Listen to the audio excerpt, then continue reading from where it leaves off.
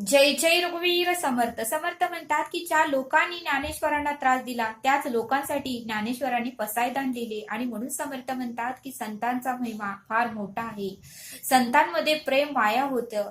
जरी संतांना लोक त्रास देत होते तरी संत मात्र लोकांना त्रास देत नव्हते असं समर्थ आपल्याला इथे सांगतात. आणि म्हणूनच समर्थ म्हणतात की संगत सोबत ही उत्तमाची पाहिजे असं समर्थ आपल्याला इथे सांगतात. समर्थ म्हणतात की चंदनाच्या झाडाकडे गेल्यावर किंवा चंदनाच्या झाडाखाली बसल्यावर चंदनासारखा सुगंधी स्वभाव आपला होईल असं समर्थ आपल्याला इथे सांगतात. पण जर आपण काट्याच्या झाडाखाली बसलो तर काट्यासारखा स्वभाव आपला होणार आहे असं समर्थ आपल्याला इथे सांगतात. आणि म्हणूनच समर्थ म्हणतात की संगत आणि सोबत ही भगवंताची पाहिजे, संतांची पाहिजे, उत्तम विचारांच्या लोकांची पाहिजे.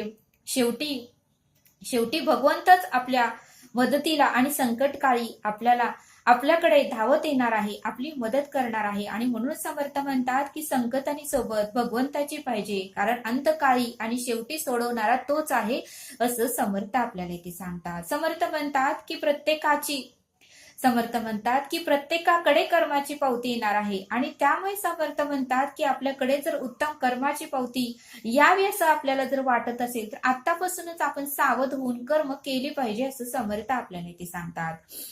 समर्थ म्हणतात की अंतकाळाचा सोबती परब्रह्मच आहे, त्यामुळे त्याची साथ कधीही सोडू नका. आणि म्हणून समर्थ म्हणतात की 2014 मध्ये कली हा रांगत होता. 2014 मध्ये कलियुग एवढं वाढलं नव्हतं, एवढं विषय वाढले नव्हते, एवढे लोकांचे स्वभाव वाईट नव्हते. पण 2014 मध्ये कली रांगत होता, तर 2020 नंतर कली उभारला होता. पण आता 2024 नंतर मात्र कली पळू लागला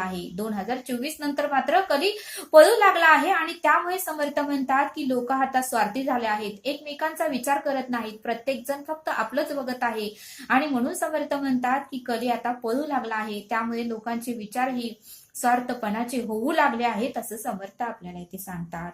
आणि म्हणून समर्थ म्हणतात की या कलियुगामध्ये आपलं मन स्थिर ठेवायचं असेल तर आपल्याला नेहमी रोज मनाचे श्लोक ऐकता आलं पाहिजे, श्रवणाला बसता आलं पाहिजे आणि उपासना करता आली पाहिजे असं समर्थ आपल्याला इथे सांगतात. समर्थ म्हणतात की आपलं स्वतःच उत्तम व्हावं, आपण स्वतः उत्तम घडावं आणि अंतकाळ उत्तमाचा व्हावा. समर्थ म्हणतात की आपले स्वतःच उत्तम व्हावं, उत्तम सर्व काही आपल्या आयुष्यात घडावं, अंतकाळही उत्तमाचा व्हावा असं जर आपल्याला वाटत असेल तर आपल्याला आतापासून परमार्थ करायला हवा असे समर्थ आपल्याला इथे सांगतात. आतापासून केलं तर अंतकाळी त्या भगवंताचं, त्या ईश्वराचं नाव आपल्या मुखात येईल असं समर्थ आपल्याला इथे सांगतात. आणि म्हणून समर्थ म्हणतात की प्रत्येक व्यक्तीचं दुःखाचं मूळ ती व्यक्ती स्वतः असते, पण आपण मात्र इतरांना दोष देतो आणि इतरांनाच आपण नावं ठेवत बसतो असं समर्थ आपल्याला इथे सांगतात. आणि म्हणून समर्थ म्हणतात की प्रत्येक दुःखाचं मूळ हे आपल्याकडेच असतं. आपण शांत राहून अगदी आपल्या मनालाही आपण कधी कधी प्रश्न विचारले पाहिजेत असं समर्थ आपल्याला इथे सांगतात. समर्थ आपल्याला एक बोध देतात. समर्थ म्हणतात की संत नामदेवांची भक्ती एवढी उत्तमाची होती की ते अखंड त्या विठ्ठलाचं नामस्मरण करत होते. एकदा मात्र संत नामदेव हे नामस्मरण करत असताना त्यांच्या घराला अचानक आग लागली. त्यावेळेस गावकरी लोकांनी संत नामदेव बाहेर गेले होते, त्यांना बोलवून त्यांच्या घराकडे आणलं. त्यावेळेस सुद्धा संत नामदेवांना वाईट वाटत नव्हतं. गावकरी लोक मात्र सगळे येऊन संत नामदेवांचं घर हे पाण्याने विझवत होतं. पण संत नामदेव मात्र एका कोपऱ्याला बसून श्री विठ्ठल जय हरी विठ्ठल, श्री हरी विठ्ठल जय हरी विठ्ठल असा नामघोष त्यांचा चालूच होता. गावकरी लोक म्हणू लागले की संत नामदेव, अहो तुम्हाला काय झालं आहे, तुमचं घर जळत आहे, पण तुम्ही ते विझवायच्या ऐवजी त्या विठ्ठलाचं नामस्मरण करत आहात. त्यावेळेस संत नामदेव म्हणाले, ही माझ्या परब्रह्माची, माझ्या भगवंताचीच इच्छा आहे आणि भगवंताची इच्छा असेल तर मी त्यात काहीही करू शकत नाही. आणि त्या घरामध्येच एक छोटी अशी खोली होती. त्या खोलीचा दरवाजा लावलेला होता. संत नामदेव मात्र त्या खोलीकडे गेले आणि त्या खोलीचं दारही त्यांनी उघडलं. त्यामुळे जी घराला लागलेली आग त्या छोट्याशा खोलीमध्येही गेली आणि छोट्याशा खोलीमध्ये जे काही सामान होतं तेही जळून खाक झालं. आणि मग मात्र गावकरी लोक ओरडू लागले की आम्ही आग विझवत आहे आणि तुम्ही मात्र आग लावत आहात. आणि सर्व काही जळून खाक झाल्यावर मात्र संत नामदेवांकडे फक्त एक चादर आणि एक गादीच राहिली. त्यावेळेस सर्व गावकरी लोक म्हणाले की संत नामदेव आम्हाला क्षमा करा. थंडीचे दिवस आहे, खूप थंडी वाढलेली आहे आणि आम्ही फक्त तुमच्या घरामधली चादर आणि एक गादीच वाचू शकलो. त्यावेळेस तुम्ही या गादीवर आज रात्री झोपा, ही चादर घ्या, आम्हाला क्षमा करा.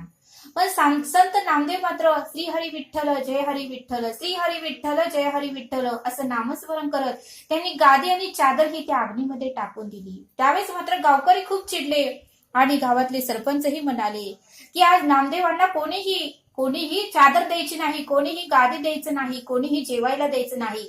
नामदेवांसाठी हीच शिक्षा आहे, कारण ह्या नामदेवाचं घर आपण वाचवायचा प्रयत्न करत आहेत, पण नामदेव मात्र मुद्दामूनच आपल्या घरातलं सर्व काही सामान जाळू लागत आहेत. आणि मग मात्र सर्वांना राग आला. सरपंचही घराकडे निघून गेले, गावकरी निघून गेले. संत नामदेव मात्र उपाशी होते. थंडीचे दिवस होते, घर तर जळून गेलं होतं, तरीही संत नामदेवांना वाईट वाटलं नाही. संत नामदेव एका झाडाखाली आले, आंब्याच्या झाडाखाली आले आणि त्यांनी नामस्मरण चालू केलं. श्री हरी विठ्ठल जय हरी विठ्ठल, श्री हरी विठ्ठल जय हरी विठ्ठल. पहाटेचे 2 वाजले, थंडी भरपूर वाढली. संत नामदेवांना काहीच कळेना. त्यावेळेस संत नामदेवांनी नामस्मरण करत करत संत नामदेवांना झोप लागली. त्यावेळेस मात्र विठ्ठलाला मात्र काळजी पडली की माझा नामा अखंड नामस्मरण करत आहे आणि तो मात्र कडकडीत एवढ्या थंडीमध्ये असा झोपला आहे. त्यावेळेस मात्र विठ्ठलाला काळजी पडली आणि विठ्ठल धावत संत नामदेवांकडे आले.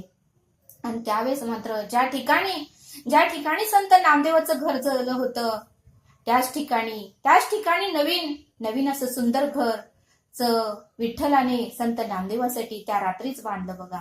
त्या बांधून ठेवलं. त्या रात्री विठ्ठलाने ते घर निर्माण केलं आणि मग संत नामदेवांना एक मखमली चादर त्यांच्या अंगावर टाकली आणि त्यांना त्या घरामध्ये झोपवलं आणि खाली ही सुंदर अशी मखमली गादी टाकली आणि वरती ही शाल त्यांच्या अंगावर टाकली आणि संत नामदेवांच्या डोक्यावर हात फिरवून त्यांना आशीर्वाद देऊन विठ्ठल तेथून निघून गेले.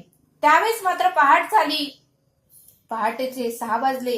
6 वाजल्यानंतर ऊन घरात आले. त्यावेळेस संत नामदेवांना जाग आली आणि जाग आल्यावर पाहतो तर काय, संत नामदेवांनी घर पाहिलं. एवढं सुंदर घर आणि मी येथे कसं काय आलो असं संत नामदेवांना विचार पडला. त्यावेळेस संत नामदेवांना कळालं की माझा परब्रह्म माझा पांडुरंगानेच मला येथे आणलेला आहे. पण गावकरी लोकांचा स्वभाव काय जातोय का? गावकरी लोक म्हणले बघूया आता नामदेवाची फजिती, त्याने थंडीमध्ये कसं राहिला असेल, त्यानं काय केलं असेल, काय खाल्लं असेल, हे संत नामदेवांचं सर्व लोकांना फजिती बघायची होती. त्यामुळे सरपंच सहित गावातले सर्व लोक संत नामदेवाच्या घराकडे आले. त्यावेळेस मात्र संत नामदेवाच्या घराशेजारी जे जळलेलं घर होतं त्या घराशेजारी सुंदर असं घर तयार झालं होतं. त्यावेळेस सर्व लोकांना आश्चर्य वाटलं की रात्रीतनच हे सुंदर घर कसं काय तयार झालं आणि संत नामदेव महाराज या घरामध्ये कसे काय झोपले. त्यावेळेस सगळेजण संत नामदेवांना विचारू लागले की एवढा सुंदर वाडा कसा काय तयार झाला आणि तू एका रात्रीतून कसं बांधलं, आम्हालाही सांग, आम्हालाही बांधायचं आहे. त्यावेळेस संत नामदेव महाराज म्हणाले तुम्ही स्वतःचं घर जाळा, म्हणजे तुम्हालाही पांडुरंग विठ्ठल घर बांधून देतोय. त्यावेळेस मात्र गावकरी लोकांनी मान खाली घातली. त्यावेळेस सरपंचांनी मान खाली घातली.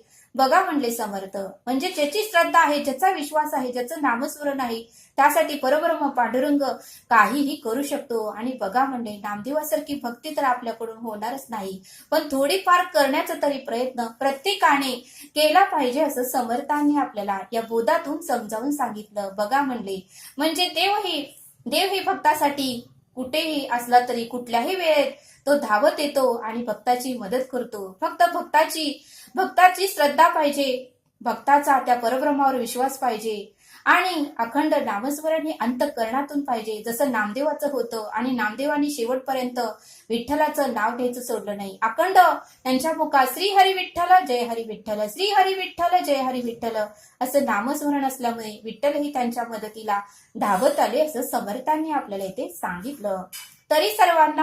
तरी सर्वांना एकादशीच्या खूप शुभेच्छा. आपण येथेच थांबूया. धन्यवाद. जय सद्गुरू.